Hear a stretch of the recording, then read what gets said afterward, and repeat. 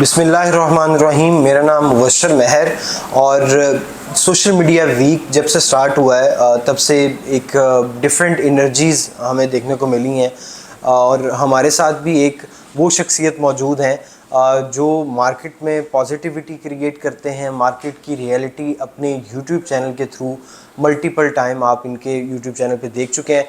उसामा अबू बकर हमारे साथ मौजूद हैं। सर बहुत शुक्रिया आपकी तशरीफ़ आवरी का। आपका जो यूट्यूब चैनल है वो एडवाइस स्टेट के नाम से आप देख सकते हैं। इस वक्त उसामा भाई मैं ये जानना चाहूँगा कि जिस तरह शहर कराची के अंदर भी हमें देखने को मिलता है डिफरेंट सुपरमार्केट्स हैं, मॉल्स हैं, शॉपिंग के लिए या दीगर और बहुत सी ऐसी चीज़ें हैं जो ज़रूरियात ज़िंदगी के वो लेने के लिए इजी वे है, इजी जाना आसान है, कहीं पे भी आसानी से चीज़ें बाय की जा सकती हैं। बहरिया में इसकी शुरुआत कैसे हो चुकी है, कहाँ कहाँ से हम ये चीज़ें इजी वे में आसानी से ले सकते हैं, एक ही सुपरमार्केट जिस तरह यहाँ पे बनी, आगे आने वाले टाइम के अंदर क्या देखते हैं, जिस तरह से बिल्डिंग स्ट्रक्चर 2021, 2022 के अंदर, 2023 के अंदर हमें उगते हुए नज़र आए, तो कितनी आप यहाँ पे आबादी और ये सारी चीज़ें जो मैं समझता हूँ कि शॉपिंग सेंटर्स, मॉल्स वगैरह किस तरह से आप देखते हैं आने वाले टाइम में? जी बहुत शुक्रिया। आपने सारा इंट्रोडक्शन भी करवाया और ख़ास तौर पे मुझे पॉजिटिविटी की जो बात की, तो मैं वाकई में अल्हम्दुलिल्लाह कोशिश भी यही करता हूँ और इसके हवाले से भी आपको शुक्रिया एक्नॉलेज करने का। अल्हम्दुलिल्लाह बहरिया टाउन कराची में अगर आप आज से 2 साल पहले की बात करते हैं तो यहाँ पे आपको कोई भी चीज़ बाइंग करनी होती थी, कोई ख़ास तौर पे ग्रॉसरी, इवन अच्छी ग्रॉसरी लेने के लिए भी हमें कराची की तरफ मूव करना पड़ता था।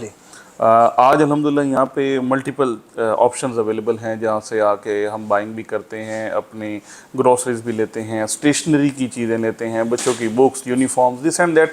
मतलब कोई भी फैमिली यहाँ पे अगर शिफ्ट होती है तो उसकी सारी नीड्स हैं, उन सारी नीड्स को फुलफ़िल करने के लिए बहरिया के अंदर लोगों ने बहुत सारे ऐसी अपॉर्चुनिटीज़ बना दी हैं, बहुत सारी ऐसी जगहें अवेलेबल हैं जहाँ पे आप जाके लेट नाइट खाना भी खा सकते हैं। ये बात ख़ास तौर पे मैं बात करूँगा कि आज अल्हम्दुलिल्लाह बहरिया में मल्टीपल स्पॉट्स ऐसे बन गए, मल्टीपल ऐसी जगह हैं जहाँ पे आप लेट नाइट भी बैठ के, जैसे हमें सिर्फ सुपर हाईवे पे मिलता था या इवन कराची शहर के अंदर मिलता था, रात को लेट नाइट बंदे होटलिंग करते थे, चाय पीने के लिए भी चले जाते थे। और तो बहरिया में ऐसा नहीं था, हमें अल्टीमेटली बाहर निकलना पड़ता था उस्मानिया तक जाने के लिए।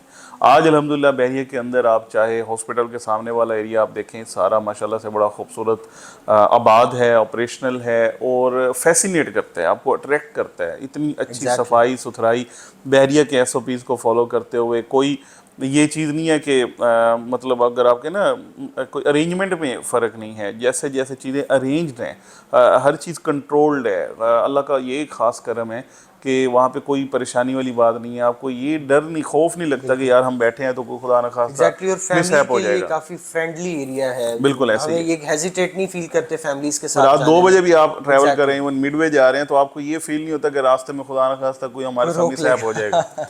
तो ये अल्हम्दुलिल्लाह बहरिया की पॉजिटिविटी है, ये वाली चीज़ें अच्छी हैं। बिल्कुल ऐसे ही है और ये मैं समझता हूँ कि जब से ये चीज़ें होना शुरू हुई हैं हमें लगता है कि हम वो शहर की सी कैफियत नहीं जिस तरह रात को कहीं पे भी निकल, हम बहुत आसानी है।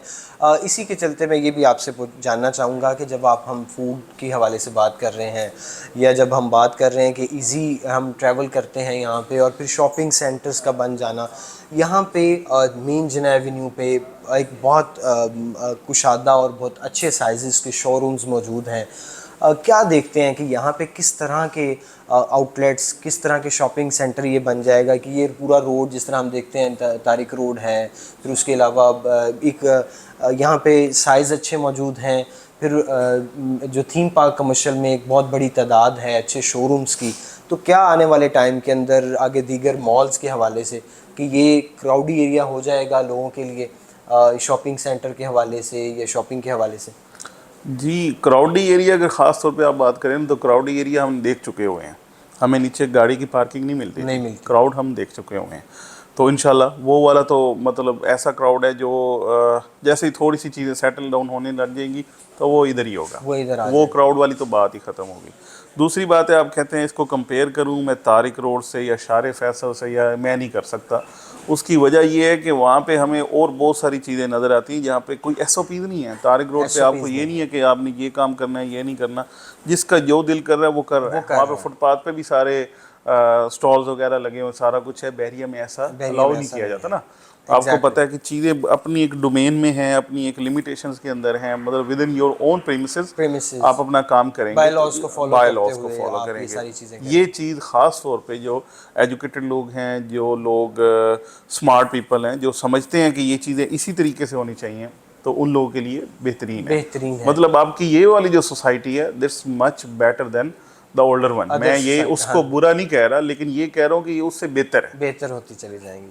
अच्छा, अब इसमें अगर हम कमर्शियल, जिस तरह मैं बात करूँगा, हम चूँकि कमर्शियल प्रॉपर्टीज़ की बात कर रहे हैं, यहाँ पे आप क्या देखते हैं, स्कोप कितना है उस इन्वेस्टर के लिए या उस बंदे के लिए जो यहाँ पे आज चीज़ कह रहा है कि मैं आज शोरूम को बाय कर लूँ और आगे आने वाले टाइम के अंदर मैं इसको सेल भी कर सकूं, या वो कौन सी ऐसी जगह है, ख़ास जगह, जहाँ पे कोई आने वाले टाइम में कोई आउटलेट या कोई भी बड़ा ब्रांड जो यहाँ लेके आ सकता है वो?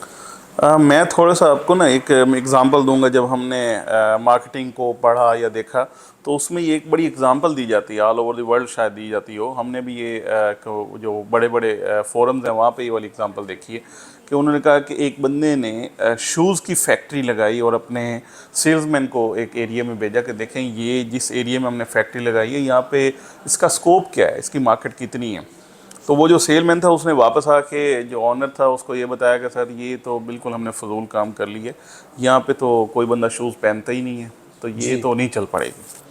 अच्छा, सेकेंडली उसने एक और बंदे के ज़िम्मे लगाया, वो गया, उसने कहा सर ये एक नहीं, यहाँ पे 1000 फैक्ट्री की ज़रूरत है, हमने सिर्फ 10 या 15 लोगों को शूज़ पहनाने हैं। शूज़ पहनाने हैं। ठीक है, वो उनको पता चलेगा कि शूज़ क्या हैं। शूज़ क्या तो है? ये बेसिकली वही वाली चीज़, वही वाला सवाल आपका है कि यहाँ पे शोरूम्स में क्या काम होगा। जो लोग बैठे हैं रियल इस्टेट के तो office from the day first हैं, इंशाल्लाह रहेंगे, वो तो अपनी जगह पे यहाँ पे अपने, क्योंकि हम स्टेक होल्डर्स हैं, हर हाल में हम यहाँ पे बैठे हुए हैं, कुछ भी है इधर मजबूत तरीके से हम बैठे हैं, ये तो पक्की बात है। अब बात आ गई, आपको शोरूम सुजुकी भी मिल जाते हैं आपको, यानी ये वाला शोरूम है, इसके अलावा मल्टीपल बैंक्स आपको मिल गए, इसके अलावा बहुत सारी, यानी जैसे जैसे शोरूम्स की नीड है वैसे वैसे चीज़ें आप करते जाएंगे। बिल्कुल। और ये वो एरिया बनेगा जो इससे पहले आपके पाकिस्तान के अंदर हमने इमेजिन नहीं किया। जिस तरीके से बैरियर टाउन ऐसी चीज़ है जो इमेजिन नहीं किया गया था, नहीं किया जा सकता। इसी तरीके से ये वाली ऐसी चीज़ इंशाल्लाह बनेगी जिसको हम इमेजिन नहीं कर पाएंगे, इंशाल्लाह बहुत ज़बरदस्त तरीके से काम करेगी। अब